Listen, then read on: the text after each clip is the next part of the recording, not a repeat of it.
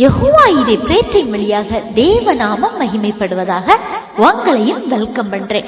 பிரியமானவர்களே, நாம ஆண்டவரிடத்திலிருந்து நமது நிலைமைகளுக்கு ஏற்ற வகையில நாம வேதம் வாசிக்கும் போது, சபைக்கு போகும்போது தவிர மற்றவர்களாலும் ஆண்டவர் நம்மோடு பேசும்போது சில வசனங்களை நாம பெற்றுக்கொள்கிறோம். அநேக வசனங்களை அப்படி பெற்றுக்கொள்ளும் போது நிறைய காரியங்கள் நமக்கு உணர்த்தப்படுகிறது. அப்படி நாம உணர்த்தப்படும் போது அல்லது கேட்கும் போது அந்த வார்த்தைகளை நாம என்ன பண்றோம்? எபிரேயர் 2:1 ஆகையால் நாம் கேட்டவைகளை விட்டு விலகாதபடிக்கு அவைகளை மிகுந்த ஜாக்கிரதையாய் கவனிக்க வேண்டும் அப்படின்னு பார்க்கலாம்.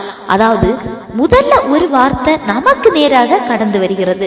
அது ஆசீர்வாதமா இருக்கலாம், கண்டிப்பா இருக்கலாம். ஆனா ஒண்ணு புரிஞ்சுக்கோங்க, உங்க நேராய் ஒரு வார்த்தை அவரால் கடந்து வருதுன்னா அவர் உங்க மேல வைத்திருக்க அன்பினால் தான்.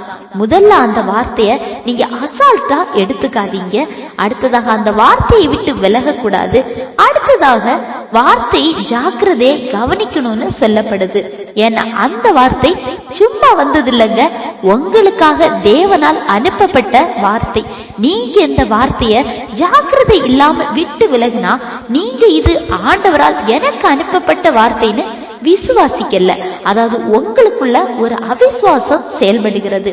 எனவே இப்படி உங்களுக்காக அனுப்பப்பட்ட நீங்க கேட்ட வார்த்தைய விசுவாசிக்காம விட்டு விலகுவதும் மிகுந்த பாவம்.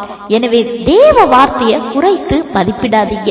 நீங்க கேட்கிற வசனங்களால 100 மடங்கு பலன் கொடுக்கிறவர்களாய் மாறுங்க. பலன் இல்லைன்னா ஆண்டவர் எப்படி அடுத்ததாக உங்ககிட்ட பேசுவாங்க?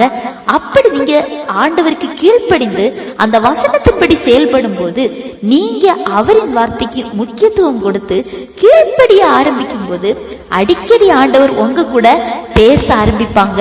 நீங்க நன்மைகளையும் பெற்றுக்கொள்வீங்க. சரியா? இந்த செய்தி உங்களுக்கு பிரயோஜனமா இருந்திருக்கும் நம்புறேன். ஆண்டவர் தாமே உங்களை ஆசீர்வதிப்பாராக.